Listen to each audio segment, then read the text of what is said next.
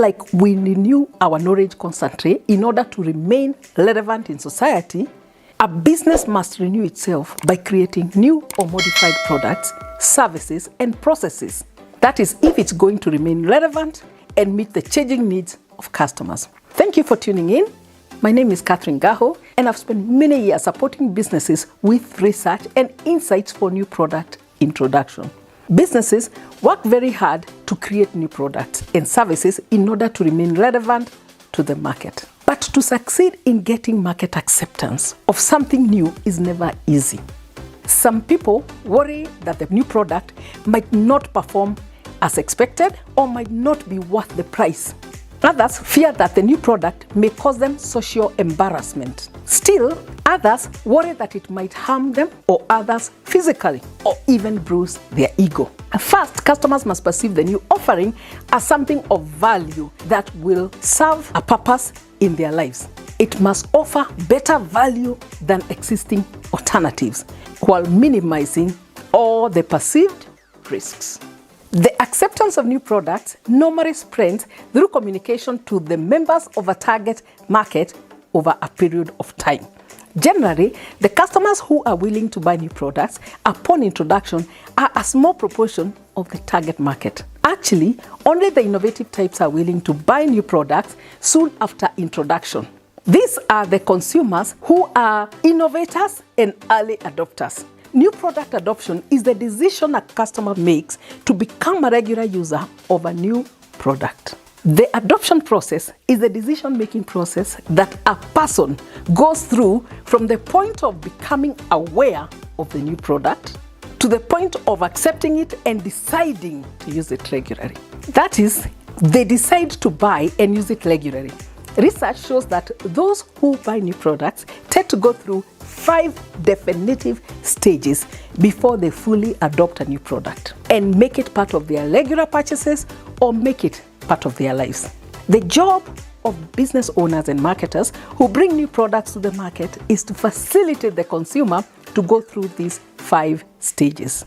They can do this by providing the necessary information to facilitate the customer to make an informed decision at every stage of the adoption process.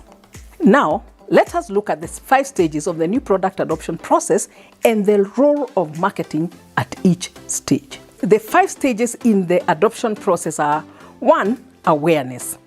The first stage of adoption process is that consumers must become aware of the new product, which is the point at which the target customers are first exposed to the new product or service or practice for the very first time.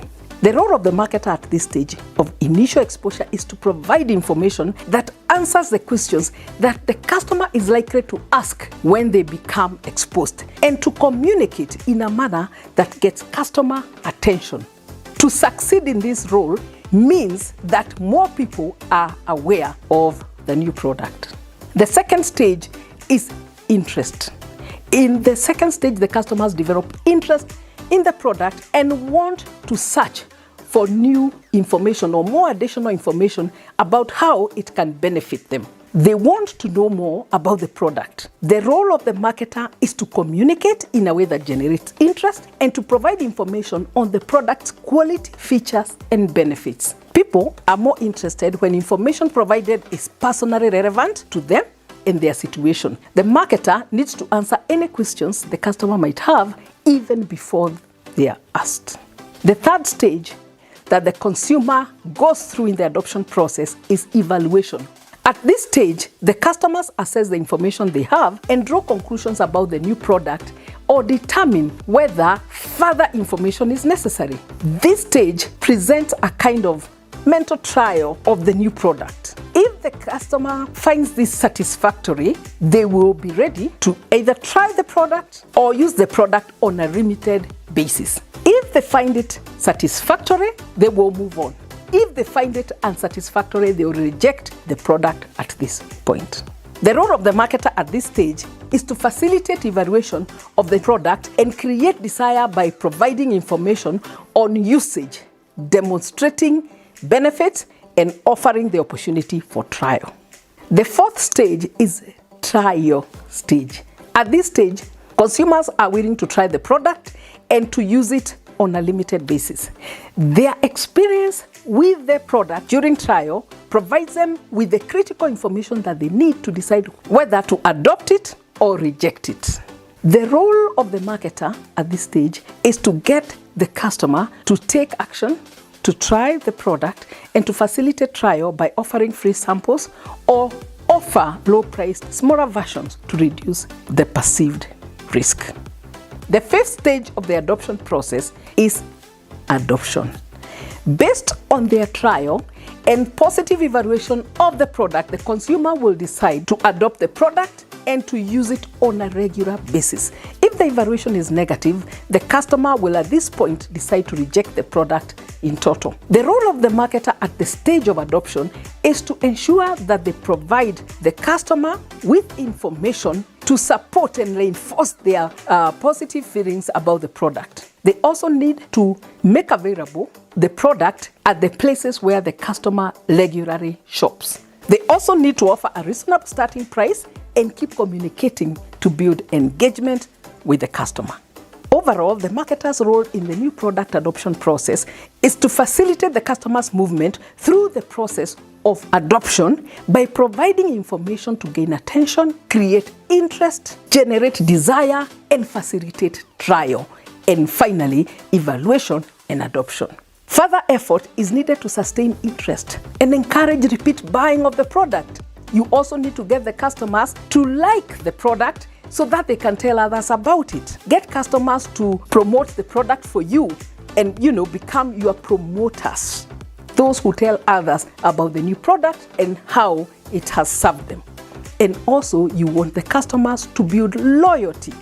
Only when the customer has come to believe fully about the product and to trust it will they build loyalty and actually evangelism, where they go evangelizing about your product to others. To sum up, in order to succeed in getting customer adoption of a new product, the marketer needs to facilitate the customer through each of the 5 stages of awareness, interest, trial, evaluation, and adoption. Thank you for watching. If you're new here, remember to subscribe and press notifications so that you can be notified of other relevant videos. I will appreciate your comments on the channel to let me know what you think about this video and other topics of interest to you. I appreciate all your comments all the time. Those of you who have been sending me comments on WhatsApp, email, kindly put some comments on the channel so that others can also see them. Thank you very much and best wishes. We all need to elevate our mindsets at this time.